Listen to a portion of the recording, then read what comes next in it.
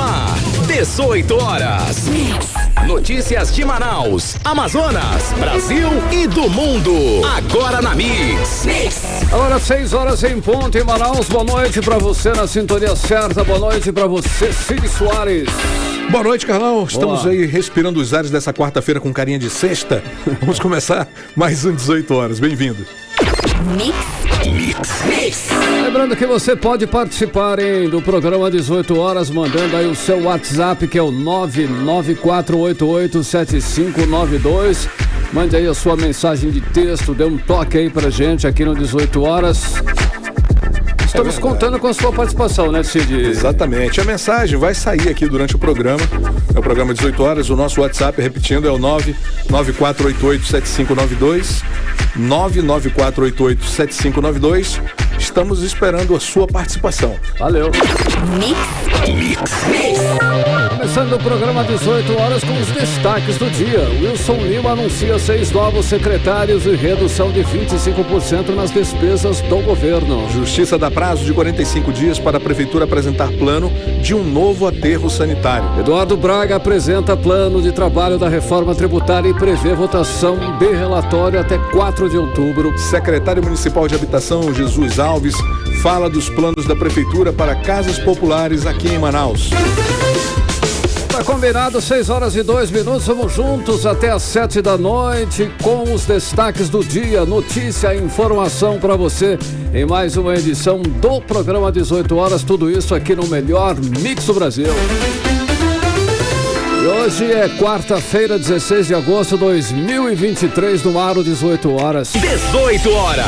Olha só, a gente tivemos mudança no secretariado do governador Wilson Lima. Hoje, Wilson Lima anunciou a troca de secretários de 5 portas do governo do Amazonas, com destaque para a Secretaria de Desenvolvimento Econômico, Ciência, Tecnologia e Inovação, que é o SEDECT, que a partir de agora será comandada pelo ex-deputado e ex-prefeito de Manaus, Serafim Correia, do PSB, Cid. Pois é, essa secretaria, a SEDECT, estava sob o comando de Marco Antônio de Oliveira Vilela desde a exoneração de Paulinei Avelino em maio deste ano. E a SEDECT tem atuação direta, entre outras áreas, com a Zona Franca de Manaus. Ela é responsável, por exemplo, por analisar os incentivos fiscais estaduais. Olha só, outra mudança foi na Secretaria de Estado da Produção Rural, que é a CEPROR. Sai Petrúcio Pereira de Magalhães Júnior e assume Daniel Pinto Borges, servidor de carreira da Secretaria e que estava à frente do Instituto de Desenvolvimento Agropecuário e Florestal Sustentável do Estado do Amazonas, que é o IDAM. No IDAM, por sua vez, assume Vanderlei Alvino, que estava como diretor na Fundação Estadual do Índio. Na Agência Amazonense de Desenvolvimento Econômico, Social e Ambiental, a ADESAN, sai Eric Hudson, da Silva Alves, e assume Breno Penha Serra, que atuava na Casa Civil. Olha, na Empresa Estadual de Turismo do Amazonas, que é Amazonas Tour, sai Gustavo Sampaio e entra Ian Anderson Carmo Ribeiro, que era vice-presidente do órgão. E para a nova Secretaria de Estado de Energia, Mineração e Gás, que estava sem titular, foi nomeado o economista Rony César Campos Peixoto, que já foi secretário adjunto aí de Planejamento e Desenvolvimento nas gestões dos ex-governadores Eduardo Braga, Omar Aziz e José Melo. Olha, para falar mais sobre esse assunto, o repórter André Meirelles, ele acompanhou a coletiva do governador e traz agora aí os detalhes, as informações. André Meirelles aqui nos estúdios. Boa noite, André. Então, o que o governador justificou para fazer tantas mudanças, Porque são 5 mudanças, é isso, André? Boa noite.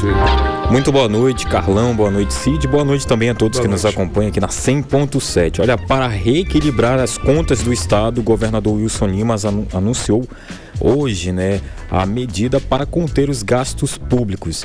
De acordo com o governador, desde o ano passado era observada uma queda de arrecadação, segundo ele, devido às alterações na política de cobrança de impostos que são referentes aos combustíveis.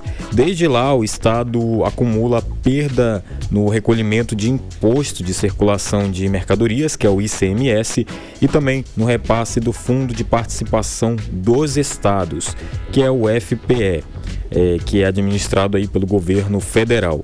A previsão de arrecadação de ICMS para esse ano era nesse valor de 14 bilhões e 600 milhões de reais, mas com as perdas de 700 milhões de reais, e agora passa a ser 13 bilhões e 900 milhões, aí, como a gente fala sobre essa perda que teve aí de 700 milhões de reais.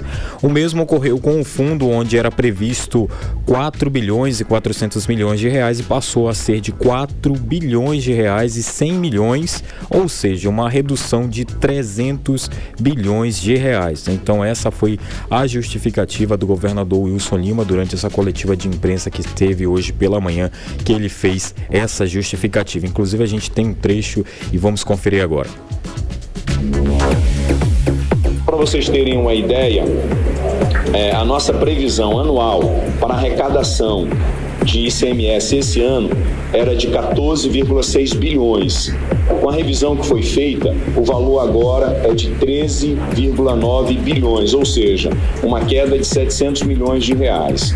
Já em relação ao Fundo de Participação dos Estados, a previsão de repasse do governo federal para o Estado era de 4,4 bi.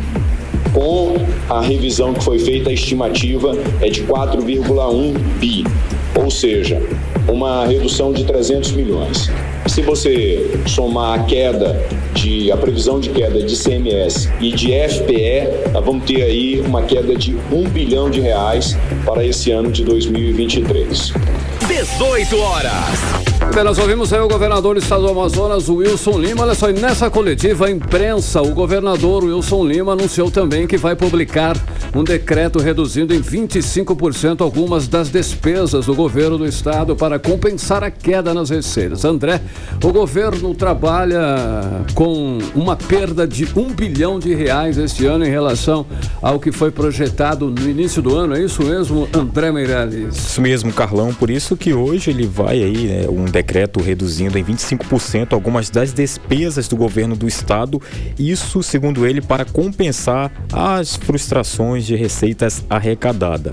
Olha, esses números do primeiro semestre deste ano, que mês a mês registraram uma arrecadação menor que a prevista, acenderam um sinal vermelho da Secretaria de Estado da Fazenda, que é a Cefaz aqui do estado. A pasta fez então uma revisão da projeção de arrecadação e concluiu que a diferença entre a receita prevista na lei orçamentária deste ano e a que será efetivamente arrecadada chega a 1 bilhão de reais. Nessa entrevista coletiva na manhã de hoje, quando também anunciou as mudanças no secretariado, o governador afirmou que o corte para compensar essa perda de receitas não afetará as outras áreas, como saúde, educação, segurança social, infraestrutura, enfim. O chamamento dos concursados também estão mantidos. Vamos ouvir o governador Wilson Lima. Com isso, a gente vai baixar um decreto otimizando gastos, preservando os investimentos nas áreas do social, saúde, educação, segurança e infraestrutura. E aí tem uma coisa que é importante também destacar, que nesse contexto a gente não perde de vista a questão dos aprovados nos concursos públicos, principalmente da área de segurança, levando em consideração que a gente tem um déficit nessa área e segurança é um serviço essencial. E a gente tem expectativa de que ainda nesse segundo semestre a gente possa fazer a contratação de alguns desses aprovados. Mas o decreto que a gente vai baixar prevê redução dos contratos e outras despesas em 25%, e aí são contratos de locação, material de consumo e permanentes, locomoção, serviços de telecomunicações e tecnologia da informação, pagamentos de diárias e hora extras, redução de despesas com aluguel de carros, embarcações, aeronaves, redução de uso de combustíveis, enfim, aqui são algumas das medidas que nós estamos tomando, e aí a imprensa vai ter o decreto na íntegra e todos os detalhes de como é que acontecerão essa otimização de gasto para que a gente mantenha o equilíbrio e consiga manter serviços essenciais e fechar o ano fiscal do ano de 2023. 18 horas. A gente ouviu aí o governador do Amazonas, Wilson Lima, e olha só, Cid Carlão, o ex-deputado estadual Serafim Corrêa, do PSB, é a novidade entre os novos secretários anunciado pelo governador Wilson Lima. Ele vai comandar aí a Secretaria de Desenvolvimento, Ciência, Tecnologia e Inovação. Serafim Corrêa é ex-prefeito de Manaus e foi à oposição ao Wilson Lima no último mandato como deputado estadual. Mas porque o governador aceitou o Serafim, que fez oposição, olha, na coletiva de imprensa de hoje, o próprio governador contou o motivo. Vamos ouvir.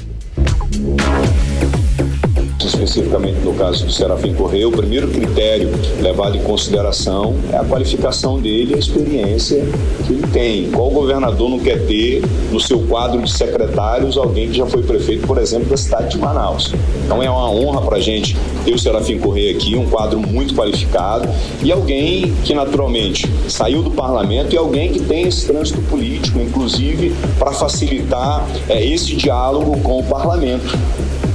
Tem a questão política, o Serafim é uma liderança política, mas esse não foi o critério principal. E claro, não tem como a gente em algum momento não discutir isso, mas isso daí é para um outro momento. 18 horas. A gente ouviu aí a fala do governador do Amazonas, Wilson Lima, falando aí sobre a escolha dele como ter o Serafim Corrêa, que é ex-prefeito aí, como um dos secretários aí da Secretaria de Desenvolvimento, Ciência e Tecnologia e Inovação. Inclusive a gente tentou contato com ele, mas assim que terminou a coletiva, ele foi para uma reunião que teve, segundo a assessoria até o momento, ele ainda estava, até o último momento que a gente entrou em contato, ele ainda estava nesta reunião. É isso, Cid Carlão. Valeu, André Araújo. Nós voltaremos inclusive a falar sobre esse assunto, sobre a reforma do secretariado do governador Wilson Lima, na coluna Bastidores Políticos, logo, daqui a pouquinho, com Cíntia Blink. Valeu, André. Boa noite. 6h12, você no melhor mix do Brasil. 18 horas. A Justiça do Amazonas deu o prazo de 45 dias para a Prefeitura de Manaus dar início à mudança do aterro sanitário. O atual aterro de Manaus, que fica no quilômetro 19 da rodovia M010, terá as atividades encerradas, inclusive, até o final deste ano, Cid. Isso, e a Prefeitura precisa apresentar um projeto que mostre como vai trabalhar os resíduos sob pena de multa diária de R$100 mil, limitada a 30 dias. A repórter Nathalie Moraes tem os detalhes da decisão. Vamos conferir, Nathalie. A Prefeitura de Manaus tem 45 dias para apresentar um plano de implementação do novo aterro sanitário de Manaus e de migração da operação do atual lixão da capital amazonense, que deve acontecer até o fim de dezembro deste ano, segundo o Tribunal de Justiça do Amazonas. A decisão foi divulgada pela terceira Câmara Cível do Tribunal de Justiça após uma ação interposta pelo Ministério Público contra a sentença da Vara Especializada do Meio Ambiente. No acordão é destacado que o tipo de tratamento ao chorume do local e outros passivos ambientais contribuem para a contaminação dos arredores e dos recursos hídricos da região. No julgamento do recurso por unanimidade, o Tribunal de Justiça do Amazonas estabeleceu um prazo de 45 dias corridos a contar da publicação para que a Prefeitura de Manaus apresente um projeto que comprove a tratabilidade do chorume e do gás proveniente dos resíduos sólidos antes da retirada da usina, do escritório e sistema de Lagoas, sob uma pena de multa diária de R$100 mil, limitada a 30 dias. Além do projeto, no mesmo prazo, a Prefeitura de Manaus deve apresentar um plano de implementação do novo aterro sanitário de Manaus, para atender às necessidades e destinação dos resíduos sólidos, considerando o encerramento das atividades no local no dia 31 de dezembro deste ano. No mesmo período, também deve ser iniciada a migração da operação para o novo aterro, que atende às exigências ambientais vigentes, que deve ser concluída até o fim deste ano. Nós entramos em contato com a Secretaria Municipal de Limpeza, mas até o fechamento da matéria não tivemos nenhum retorno. Nathalie Moraes para o 18 horas. Você está ouvindo 18 horas.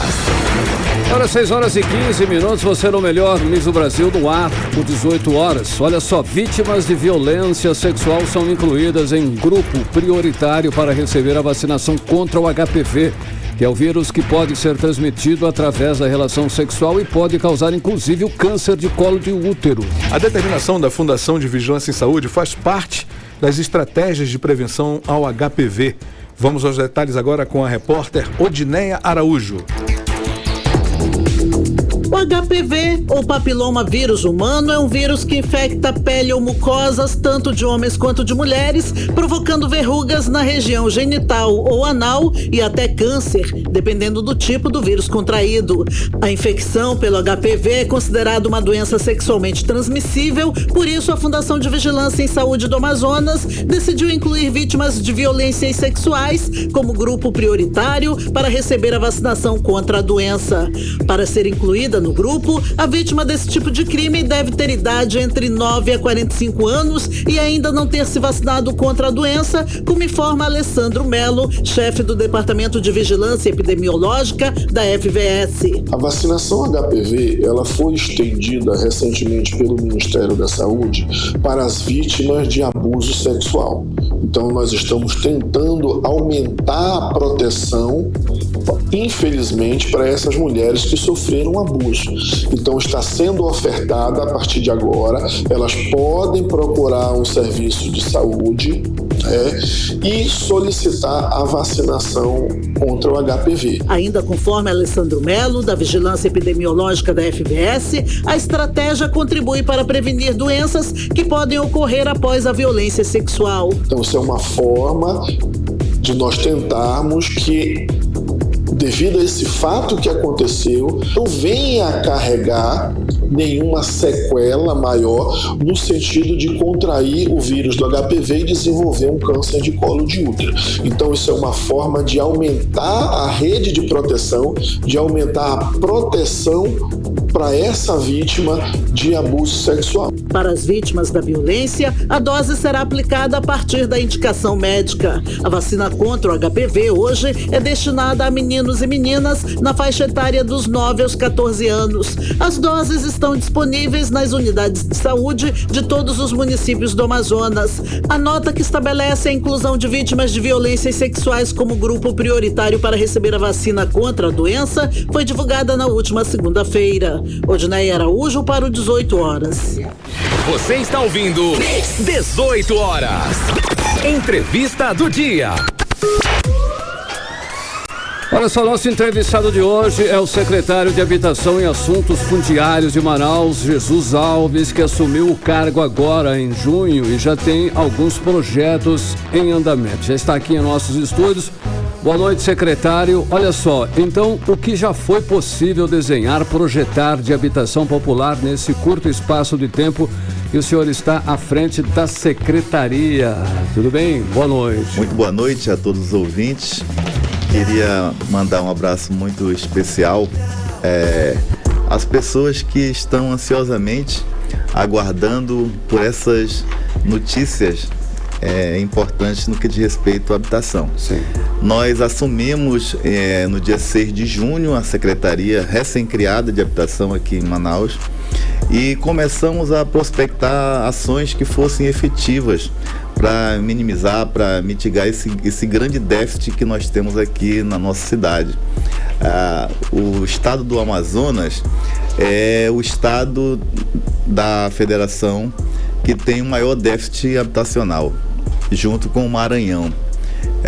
Para termos ideias, somente aqui em Manaus nós temos um déficit de 119 mil habitações. Então, as medidas iniciais foram buscar refúgio junto ao governo federal, através do programa também recém-criado, o Retornado, que é o Minha Casa Minha Vida, e estabelecer também um programa municipal de habitação. Então, nos próximos momentos, possivelmente agora nesse mês de setembro, nós iremos trazer um cronograma dos lançamentos desses programas aqui. Então nós estamos falando em primeira mão sobre essas ações, viu, Sidney? Okay. Perfeito. A gente sabe aí, né, que a prefeitura não tem recursos para construir uma grande quantidade de casas. O governo federal relançou o programa Minha Casa Minha Vida. E como é que vocês agora pretendem projetar, construir quantas habitações com recursos próprios e recursos federais? Como é que se junta tudo isso? De recursos federais, tem um estudo do Ministério das Cidades, em parceria com a Fundação João Pinheiro. E como são 130 mil unidades que foram orçadas aqui para todo o país, dividiu-se essas 130 mil unidades de acordo com um percentual deficitário em cada estado. Para o Amazonas, é previsto para esse ano, oriundo do FAR, cerca de 3.946 unidades. Nós apresentamos os projetos para acessarmos essas unidades. Além da capital, o interior também, naturalmente, pode participar e concorrer a essas unidades. Nós fomos a primeira capital a apresentar projetos ao Ministério da Cidade. Esses projetos, que em início são de localização e qualificação dos terrenos, tivemos grande êxito, inclusive, com relação a isso. Essa primeira parte já foi superada. Manaus atingiu a sua cota, mais do que atingiu, para falar a verdade. Então, não sabemos ainda qual será a quantidade que vai ser dessas 3.946 que ficarão em Manaus.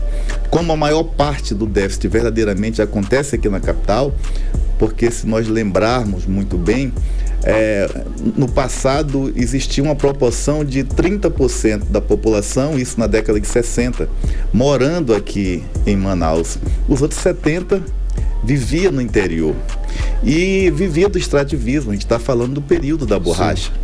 Com o advento da Zona Franca, houve uma modificação nesse perfil, né? Uma inversão, verdadeiramente. Então nós temos uma migração, um êxodo rural, na verdade, e o perfil demográfico do nosso estado modificou. Hoje nós temos 54% da população vivendo em Manaus e apenas 46% indo no interior. Então, uma cidade-estado, né? Exatamente. Então, não sabemos ainda o número. Nós teremos, eu vou a Brasília, retorno a Brasília, como foi superada a primeira etapa de aprovação junto à Caixa Econômica da qualificação desses terrenos.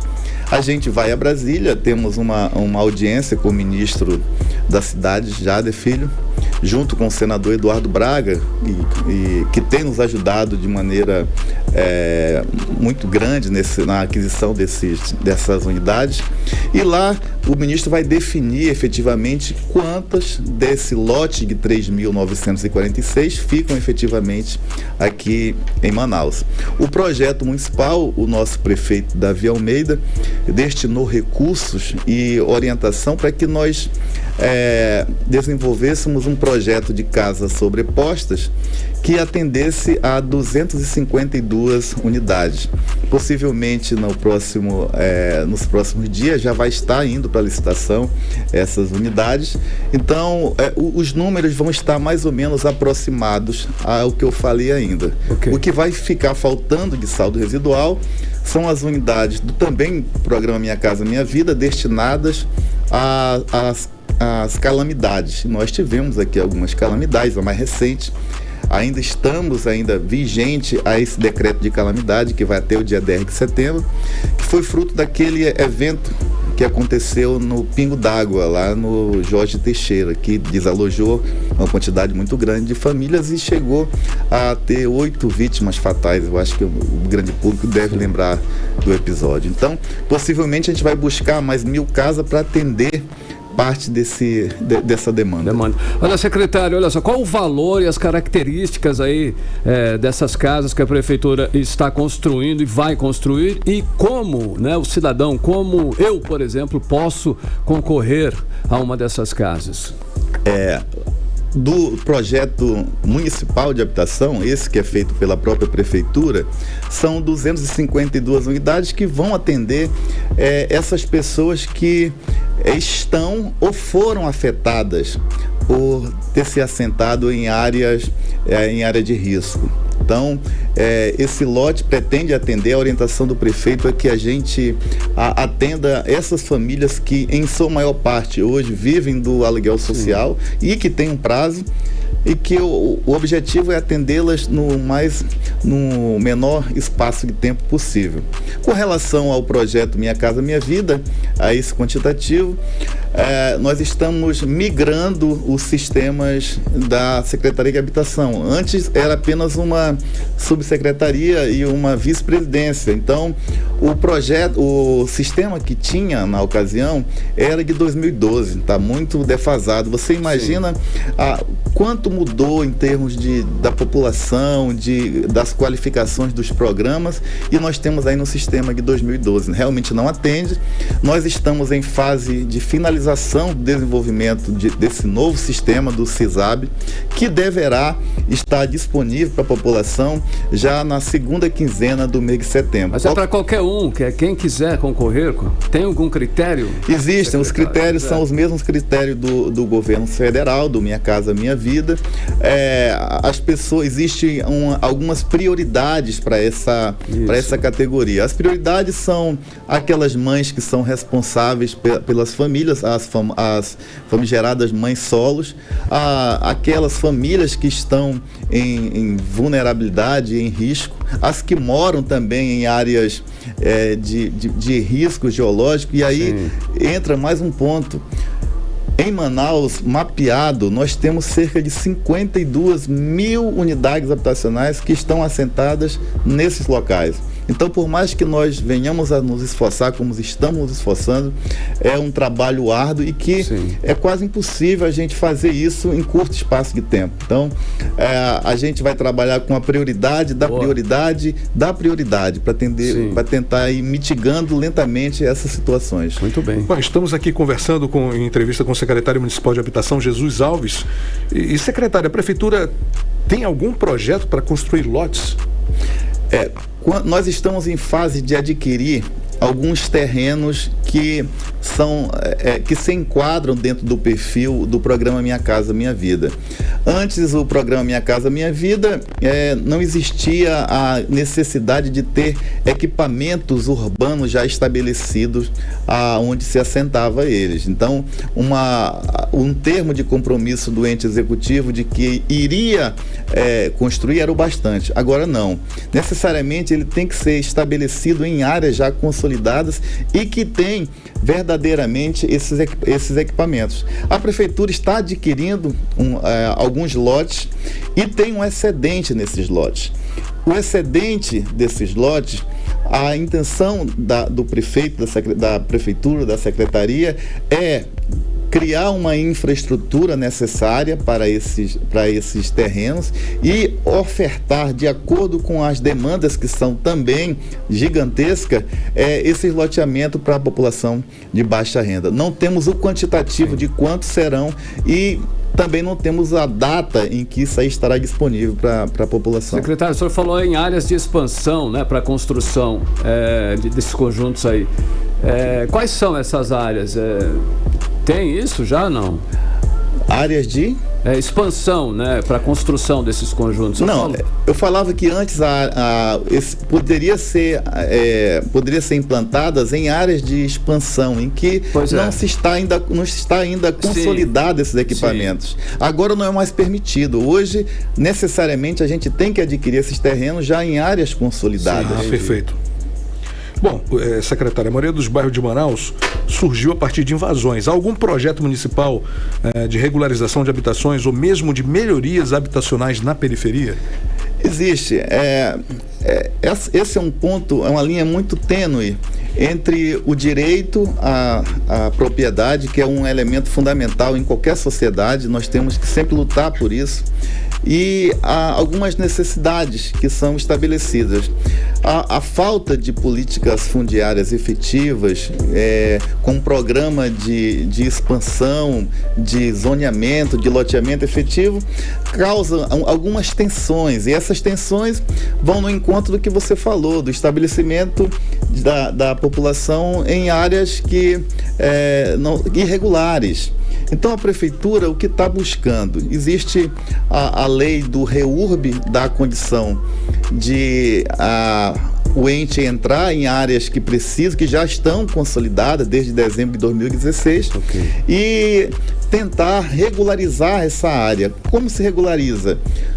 Oferecendo uma infraestrutura necessária nessas áreas, caso essas áreas não estejam em áreas em áreas de risco, estabelecendo equipamentos comunitários e também, fundamentalmente, fazendo um programinha que a Prefeitura de Manaus em breve lançará, que é um programa de melhorias, de requalificação, de pequenas reformas em algumas unidades habitacionais. Assim nós iremos avançando. Não temos os números oficiais, mas os números preliminares são de que cerca de 64%, 65% das unidades estão irregulares. Então, é mais do que necessário um programa de regularização fundiária urbana em Manaus. E o nosso prefeito Davi está motivado a fazer, tem deliberado e dado instrumentos para que a gente alcance algumas vantagens nessa pauta. Muito bem, nós conversamos com o secretário municipal de Habitação, Jesus Alves. Agradeço muito pela sua participação, pela sua presença aqui no programa 18 horas. E agora gostaria que o senhor ficasse à vontade aí para suas considerações finais. Agradeço imensamente o espaço que é nos dado de apresentar as nossas atividades, o que nós estamos programando. O que eu peço e falo, inclusive em nome do prefeito, é que, embora a nossa população tenha sido muito paciente, em que seja também um pouco mais, para que a gente tenha o tempo necessário de estabelecer os sistemas de maneira adequada, que você que está precisando e que necessita de um lar, de uma casa, de um local que diga é meu local, possa acessar isso. Isso vai ser feito com muita ordenança, com muita transparência. Queria dizer, inclusive, que existem algumas preocupações com relação a possíveis furadas de fila ou pessoas que poderiam ser contempladas sem ter o mérito, sem realmente ter a necessidade. Eu quero deixar tranquila a população, porque foi uma orientação, inclusive do prefeito, da gente aumentar as vagas disponíveis no Conselho Municipal de Habitação, trazendo o Ministério Público Estadual, o Ministério Público Federal, o Tribunal de Contas, convidando a Defensoria Pública para integralizar esse colegiado que irá fazer, junto conosco, essa pré-seleção das unidades. E tudo acontecendo de maneira transparente, que é o que o povo verdadeiramente espera que aconteça. Muito bem. Obrigado. Conversamos com o secretário municipal de Habitação, Jesus Alves. Boa noite, secretário. Obrigado. Muito boa noite. Obrigado. Agora 6h32, você no melhor mix do Brasil. 18 horas. Olha só, o relator da reforma tributária no Senado, que é o Eduardo Braga, do MDB, aqui do Amazonas, inclusive, apresentou hoje o plano de trabalho na Comissão de Constituição e Justiça. Braga prevê que a votação da proposta na CCJ ocorra no dia 4 de outubro deste ano, hein, Cid?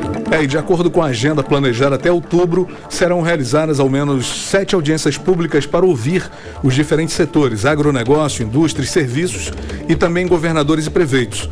E para falar mais desse plano do senador aqui do Amazonas, vamos chamar o nosso correspondente em Brasília, Carlos Eduardo Matos. Boa noite, Cadu. Então, o plano do senador Eduardo Braga prevê celeridade na tramitação da reforma do Senado. É isso mesmo? Boa noite, Cid Soares. Boa noite, Carlão. Boa noite, ouvintes do programa 18 horas. Cid, o plano do senador Eduardo Braga é cumprir rigorosamente o Cadu. Ficamos aí sem seu sinal. Sinal do Eduardo.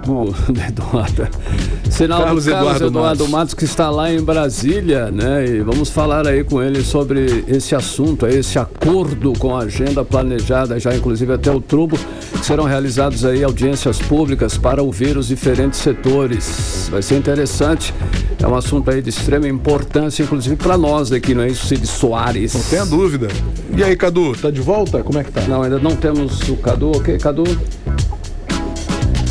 Cid, vamos então para a próxima. Daqui a pouco o Cadu volta com a gente para falar sobre esse assunto aí de extrema importância. Agora são 6 horas e 34 minutos. 34 minutos, e você está no melhor mix do Brasil, hein? 18 horas. Olha só, mais de 60% da violência contra a mulher acontece em casa, e os dados são da Fundação de Vigilância em Saúde do Amazonas e embasam a campanha Agosto Lilás para o combate à violência doméstica. O repórter André Meirelles tem mais detalhes sobre o assunto. Vamos conferir. O 8º mês do ano é dedicado à conscientização pelo fim da violência contra a mulher através da campanha Agosto Lilás. A campanha foi criada em referência à Lei Maria da Penha, que em 2023 completa 17 anos e surgiu para amparar mulheres vítimas de vários tipos de violência. Em 2022, as redes de saúde e educação do Amazonas identificaram que mais de 62,8% dos casos de violência contra as mulheres acontecem dentro de casa. Os dados são da Fundação de Vigilância em Saúde do Amazonas. A Sejusc, Secretaria de Justiça, Direitos Humanos e Cidadania, frisa que a violência doméstica nem sempre é promovida pelo companheiro. Ela pode ser de outro familiar ou qualquer pessoa que conviva dentro dessa casa no mesmo âmbito familiar, como explica a titular da Sejusc, Jussara Pedrosa. A violência doméstica nem sempre é só pelo companheiro. Ela pode ser de outro familiar, pode ser da mãe, de um pai, de um padrasto, de um irmão ou qualquer pessoa que conviva dentro dessa casa, dentro desse ambiente familiar. Também é bom ressaltar que a violência doméstica ela não é só uma violência física. Ela pode ser uma violência financeira, pode ser uma violência sexual. Qualquer tipo de violência é uma violência contra a mulher. A Sejusc está aqui para apoiar com toda a sua rede de proteção, tendo um local de entrada, que é o SAPEN, atrás da Delegacia da Mulher. O monitoramento da violência contra a mulher no Amazonas está no perfil da mulher, que é alvo da violência, e contribui para a construção de ações preventivas, conforme a diretora-presidente da FVS, Tatiana Amorim, destaca no informe epidemiológico. O monitoramento da violência contra a mulher no Amazonas destaca o perfil da mulher, que é alvo da violência, e contribui para a construção de ações preventivas mais efetivas para o enfrentamento à violência contra a mulher no nosso estado. Os dados produzidos, eles são compartilhados com os órgãos públicos e organizações da sociedade civil que lidam diretamente no enfrentamento da violência doméstica e familiar, para subsidiar a construção das políticas públicas e as decisões que são voltadas para o enfrentamento da violência contra a mulher. Entre os tipos de violências mais comuns nesses casos está a física, que lidera o ranking com 39,3% dos casos. Em seguida, aparece a violência sexual, com 21,5%, e a psicológica moral, com 11,2% dos registros. O vínculo com o agressor também chama a atenção. Somente 13,7% das vítimas de violência disseram não conhecer o agressor. Cônjuges, mães, irmãos, pais, padrastos, namorados, ex-cônjuges e namorados são os que mais violentam mulheres. De acordo com a Polícia Civil, qualquer tipo de violência contra a mulher deve ser denunciada pela própria vítima ou por testemunhas. André Meirelles para o 18 Horas. Você está ouvindo 18 Horas. Muito bem, voltamos agora com já o sinal lá com Brasília. Cadu, seguimos falando aí, né, das audiências públicas para ouvir diferentes setores como agronegócio, indústria e serviços. E o plano do senador Eduardo Braga, que prevê celeridade na tramitação da reforma no Senado. Boa. É com você. Cid, vocês ouviram aí a fala do senador, né? Falando rigorosamente do calendário dele, né? Que tá tudo fechadinho. Enfim, na verdade, essa fala dele é um recado, né? De que ele não vai... Cadu, nós ainda não colocamos o Eduardo no ar, não, né? Ah, ainda não? Não. Ah, tá aí. Você tem que chamar ele agora. Não ouvimos ainda. Vamos ouvir o Eduardo Braga, então. Vamos lá. Perfeito. O relatório, como eu disse, ele foi enxuto, mas ele também, durante a apresentação e aprovação, foi dito várias vezes que haveria flexibilidade com relação às datas, exatamente porque nós temos que ajustar as demandas dos senadores. O nosso cronograma, como eu já disse desde o início, é durante o mês de outubro e até o final do mês de outubro aprovarmos o nosso relatório tanto na comissão como no plenário. Mas no plano de trabalho nós fizemos analisemos com margem de segurança a apresentação dos limites para que nós possamos ter essa flexibilidade e margem de segurança. Nós sabemos que no mundo da política não é uma ciência exata. Nós sabemos que vamos ter algumas situações que poderão fazer com que escorregue uma semana ou alguns dias, mas a intenção é cumprir o prazo do mês de outubro. 18 horas. Muito bem, nós ouvimos aí o senador Eduardo Braga falando, né, relator inclusive da reforma tributária do Senado, na necessidade, né, Cadu, de ajustar a demanda para aprovar aí os relatórios, né, para essa tramitação toda aí da reforma, né, Cadu? Exatamente, Carlão. Como eu estava dizendo, o senador Eduardo Braga fala aí que tem um tempinho extra aí, que ele deixa uma margem para que haja discussões, porque ele sabe que vão haver aí algumas coisas que não estão dentro da programação, mas na verdade ele mandou um recado, né, de que ele não vai ceder ao lobby dos estados, dos municípios, dos grandes grupos empresariais, das entidades, enfim. O calendário está fechado e, segundo ele, doa quem doer. Então vamos seguir acompanhando, porque, como a gente falou, Carlão, o esforço do Senado agora é tentar fechar um texto que seja minimamente próximo do ideal, porque não existe a melhor reforma tributária, existe aquela que é menos ruim pra gente. Carlão e Cid. Olha só, Cadu, mudando de assunto agora, e um assunto importante, a Comissão de Segurança Pública da Câmara aprovou um projeto de lei que permite porte de arma a conselheiros tutelares. Explica aí, Cadu, pra gente essa situação. Essa comissão, Carlão, é formada majoritariamente por deputados da bancada da bala, né? E hoje eles aprovaram por unanimidade essa proposta que é polêmica, que é permitir que o conselheiro tutelar tenha o porte de arma de fogo durante a vigência do mandato dele, que é de 4 anos. Esse projeto de lei altera o Estatuto do Desarmamento, colocando o conselheiro tutelar junto com os policiais militares, civis, guardas civis, guardas municipais, né, no caso, vigilantes, enfim, esse pessoal que estão na lista de exceções ao Estatuto do Desarmamento, né? A argumentação é que muitos conselheiros tutelares são vítimas de ameaças de morte, o trabalho deles é garantir os direitos das crianças e adolescentes, só que nem sempre esse trabalho é tranquilo, né, Carlão? Principalmente em comunidades dominadas pelo tráfico de drogas, por milícias, organizações criminosas, aí tem muito caso de conselheiro tutelar agredido, baleado, expulso, né, no caso, enxotado da comunidade. Enfim, então a ideia é armar esse conselheiro.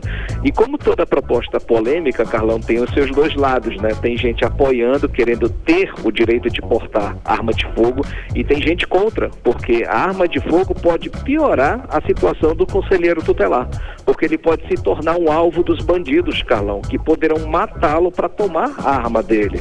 Né? O conselheiro tutelar, ele não tem o preparo policial, ele não está pronto para se defender em caso de um ataque, ainda mais usando arma, né? Ele é mais do mesmo, né? Vai ser perigosa para ele. Então esse projeto passou pela Comissão de Segurança Pública hoje, e mais ele segue em frente para ser analisado na Comissão de Constituição e Justiça da Câmara. Se passar, segue para o Senado. Carlão e Cid. Muito bem, Cadu. Deputados apresentam projetos para a proteção de bens de menores de idade e que seria Lei Larissa Manoela, baseada no drama da atriz. Como é que é isso aí, Cadu? Explica pra gente. É isso mesmo, Cid, é mais um projeto de lei que leva o nome de uma celebridade. Já temos aí a lei Carolina Dickmann, temos a lei Paulo Gustavo, a lei Romeu Mion, né, que é o filho do Marcos Mion. Todas essas leis aí que foram criadas, sancionadas, graças à influência de celebridades. É o caso agora da atriz Larissa Manoela, que enfrenta uma batalha jurídica contábil contra os pais dela. O caso dela saiu nesse fim de semana no Fantástico da Rede Globo, né? A atriz acusa os pais dela de segurarem um dinheiro que é dela, né?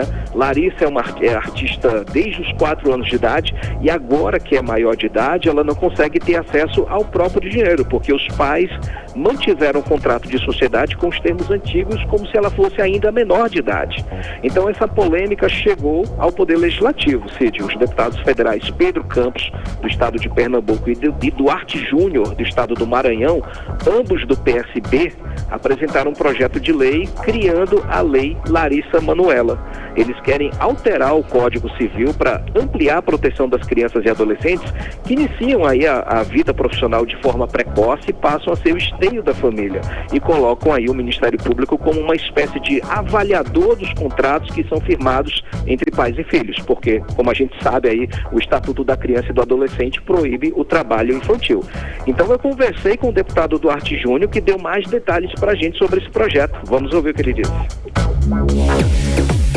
Olá, meus amigos e minhas amigas da Rádio Mix, aqui é o Duarte Júnior, deputado federal, juntamente com o deputado Pedro Campos, ambos do PSB, apresentamos proposta legislativa, o PL Larissa Manoela, que visa alterar a Lei 10.406 de 2002 do Código Civil Brasileiro.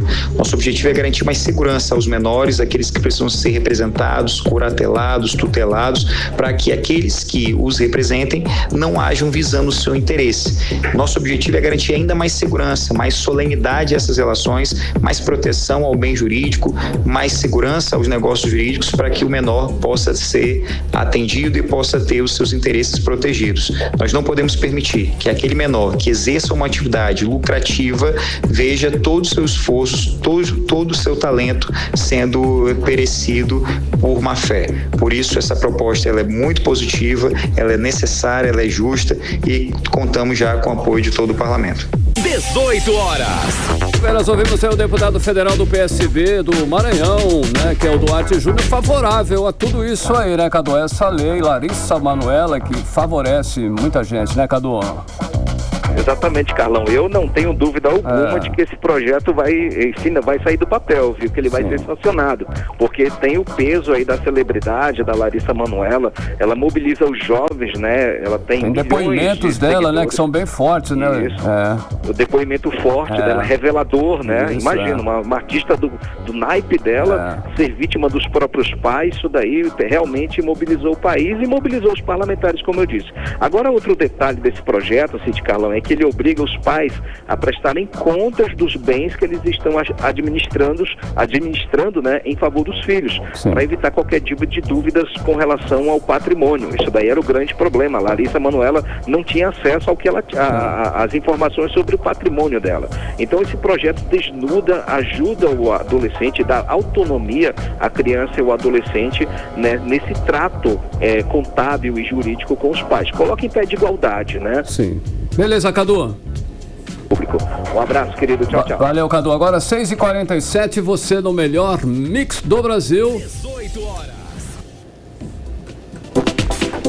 Olha só, chegou a hora agora de conferirmos aí o que está acontecendo na política amazonense. São os bastidores políticos. Boa noite, Cíntia Blink. O que levou o governador Wilson Lima a fazer uma reforma grande, inclusive no seu secretariado, especialmente com a nomeação de um adversário, que é o ex-prefeito e ex-deputado Serafim Correia. O que está por trás aí dessa decisão, Blink, que só você viu?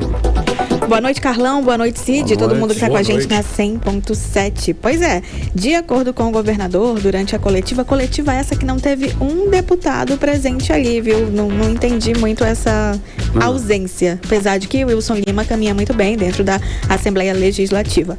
Mas, de acordo com o governador, como a gente já falou aqui, né, essa reforma está ligada também aí a essa queda na arrecadação, queda de receita, que ele alega que ser de R$1 bilhão em 2023. E a gente pode começar falando de como é que isso atinge a despesa, enfim, do estado do Amazonas. Vai ter um decreto falando exatamente como é que isso vai impactar. Ele ainda não saiu, estava esperando até que saísse logo depois da coletiva para que a gente pudesse trazer aqui as informações com detalhes. Mas o que o governador conseguiu adiantar é que vai ter impacto na saúde, educação, segurança e infraestrutura, que são pastas bem grandes. E essa queda, essa economia tem que ser de um percentual aí de 25% para que não venha a ferir aí o teto de gastos. Mas ele anunciou também que aprovados no concurso de segurança serão chamados alguns dos aprovados agora no segundo semestre. Também falou que isso vai fazer ter uma redução em, por exemplo, aluguel de carros, diárias, compra de combustíveis. Ele não falou quando o decreto sai. Também não foi possível perguntar, porque apesar de uma coletiva, nem todo mundo pôde fazer pergunta. Aliás, bem pouca gente pôde, viu? Outra coisa que deve continuar é o PROSAI lá em Parintins, que é obra, né? Isso é uma prioridade, portanto, deve seguir. Outra coisa são as AM010 e AM352. além do Anel Sul e Anel Leste. Nada disso vai ser modificado, vão continuar caminhando como o planejado. Agora, sobre os novos secretários, são 6 novos secretários, né? Como a gente já falou por aqui. O que mais o que mais faz a gente pensar é o Serafim Correia, ex-deputado federal e ex-prefeito de Manaus, e, como o Carlão falou, adversário político de Wilson Lima. É porque enquanto ele esteve parlamentar, enquanto ele esteve deputado estadual, ele fez muitas críticas à gestão Wilson Lima. Papel, inclusive, que faz parte ali de um deputado. E aí eu perguntei para ele, secretário agora, né? Secretário, o senhor sempre fez muitas críticas à gestão Wilson Lima e agora você faz parte desse time. Por quê? Como foi para aceitar? E a resposta dele, abre aspas, aceitei dar minha contribuição ao Amazonas nesse momento que todos temos obrigação de participar, fecha aspas. É secretário, mas é político pra caramba, né? Muito. Exatamente. Daí, os novos secretários, eles são todos aprovados aí pelo governador Wilson Lima. A gente teve mudanças na CEPRO, no IDAM, Amazonas Tu, ADESAM. Basicamente, isso. Cid Carlão. Blink, o ex-deputado Paulderney Avelino recorreu à justiça para impedir que o Wilson Lima assuma o comando do União Brasil aqui no Amazonas. E aí, ainda resta esperança para isso ou não?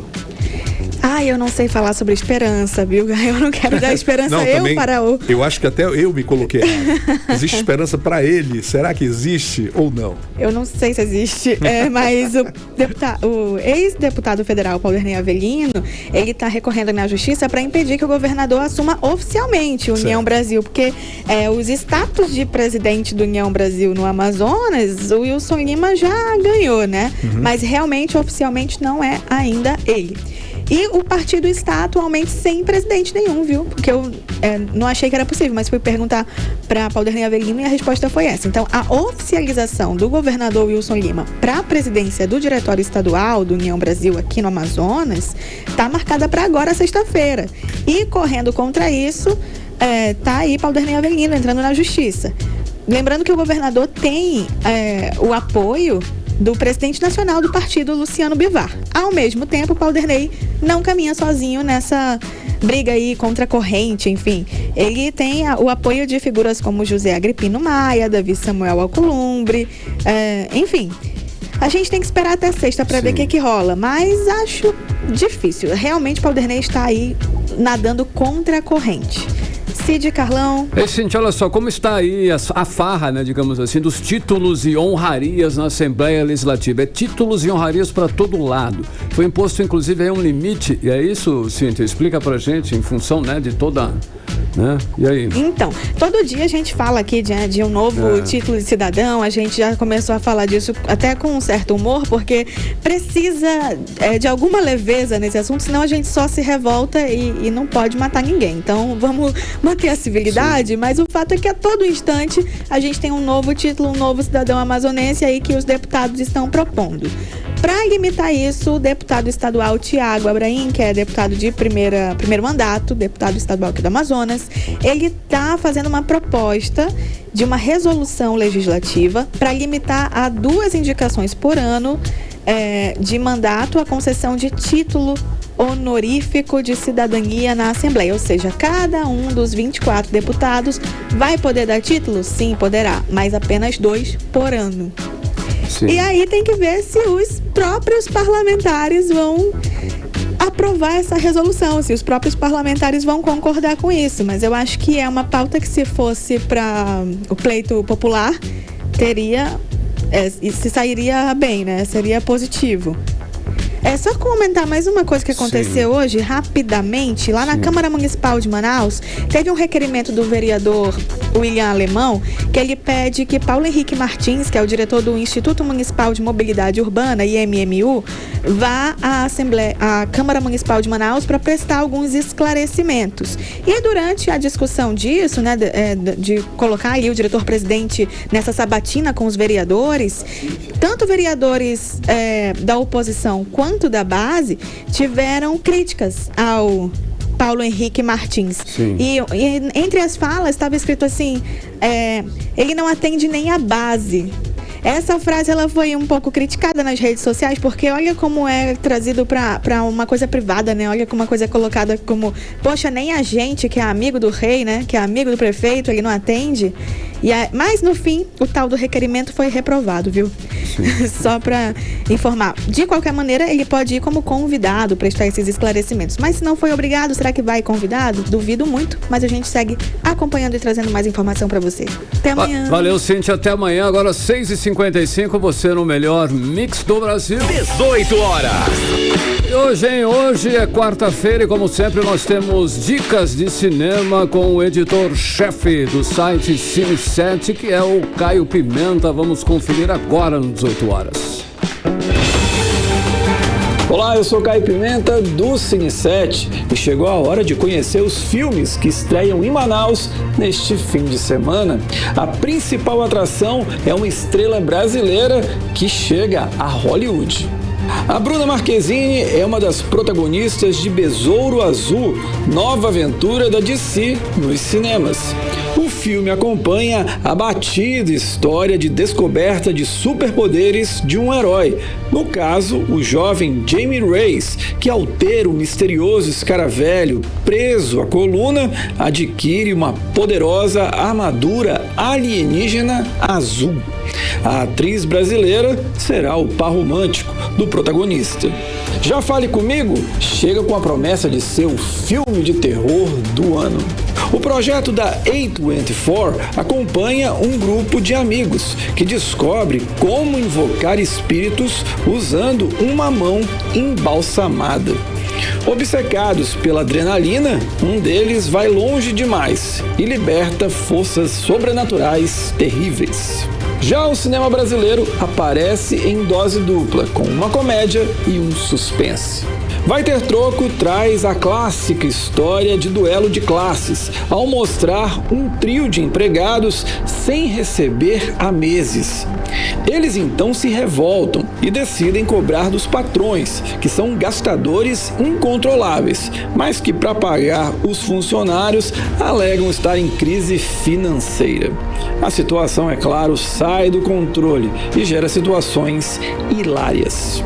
Já Tempos de Barbárie, Ato 1, Terapia da Vingança, apresenta a Cláudia Abreu como a mãe de uma garota internada em estado grave após ser baleada durante um assalto. Indignada, ela parte para fazer justiça com as próprias mãos, o que a leva a testar os próprios limites. A Julia Lemertz também está no elenco do projeto dirigido pelo Marcus Bernstein. Indo no Casarão de Ideias, cinema de rua do centro de Manaus, também tem 2 estreias. Disco Boy, Choque Entre Mundos, acompanha Alexei, um rapaz da Bielorrússia que chega a Paris e se vê obrigado a se juntar à legião estrangeira. Isso tudo depois de uma viagem traumática pela Europa. Se de dia ele trabalha como soldado, à noite ele é um dançarino. Não vai demorar muito para esses 2 universos entrarem em choque. O segundo lançamento no Casarão de Ideias é Depois de Ser Cinza. O drama mostra 3 mulheres de histórias completamente distintas, com uma coisa em comum. Todas elas amaram e se relacionaram com o mesmo homem. E é sob o ponto de vista delas que, através de uma estrutura intrincada de idas e vindas do tempo, vem à tona a história de Raul. Para completar, tem as pré-estreias nesse fim de semana de Retratos Fantasmas, novo filme do Kleber Mendonça Filho, diretor de Bacurau e Aquários, e também de Gran Turismo, a adaptação do famoso game de corridas. Eu fico por aqui e volto na semana que vem aqui na Mix. Muito obrigado a todos e até lá. Tchau. Você está ouvindo 18 horas. 18 horas. Esporte. Temos para hoje no esporte, Cid Soares. Bom, olha, é o seguinte, vai ser jogo rápido hoje. Começou agora há pouco aí, às 3 da tarde, em Presidente Figueiredo, a Copa da Floresta, o maior evento esportivo envolvendo os povos tradicionais do interior do Amazonas, e contará com a participação de 36 seleções, totalizando mais de 1.000 atletas inscritos oficialmente. A competição organizada pela Federação Amazonense de Futebol. E tá rolando semifinal entre São Paulo e Corinthians. Legal. Com 62 mil ingressos vendidos, São Paulo segue ganhando aí por 1-0 do Corinthians. Vamos ver como é que termina esse clássico hoje, que tá rolando lá no Morumbi. Semifinal para Flamengo e Grêmio às 8h30 da noite no Maraca. E, meu amigo, não vai ser fácil, hein? Bom, Neymar já pode estrear pelo Al Hilal, seu novo clube. Após passar aí por exames físicos e ser anunciado ontem, o brasileiro está à disposição para a próxima partida do time no próximo sábado contra Al Fayhar, pela segunda rodada do Campeonato Saudita. É o que temos para hoje, Carlão. Mix. E agora, 7 em ponto, partimos direto para o nosso editorial, 18 horas. Editorial 18 horas. O Ministério Público Federal pediu à Justiça que intime o Estado do Amazonas a cumprir sentença que determinou a criação do Mecanismo Estadual de Prevenção e Combate à Tortura. A Justiça Federal determinou em fevereiro deste ano que o Estado do Amazonas implementasse ações contra a tortura nos presídios. A decisão determinou que o Estado desse estrutura, recursos e número de funcionários necessários para combater o crime. O Estado não comprovou que tomou as providências. Pelas palavras das procuradoras da República, Michele Corbi e Cecília Saleitão, não é razoável postergar a implementação de um órgão de tamanha importância. Tortura é a imposição de dor com crueldade a uma pessoa para obtenção de uma confissão ou simplesmente por mórbido prazer. É um crime dos mais infames cujos autores estão sujeitos à reclusão de 2 a 8 anos e a impunidade não pode persistir. 18 horas. 7-1, Cid, boa noite. Boa noite, até amanhã. Até amanhã. Você ouviu 18 horas. As notícias do Brasil e do mundo. De volta amanhã.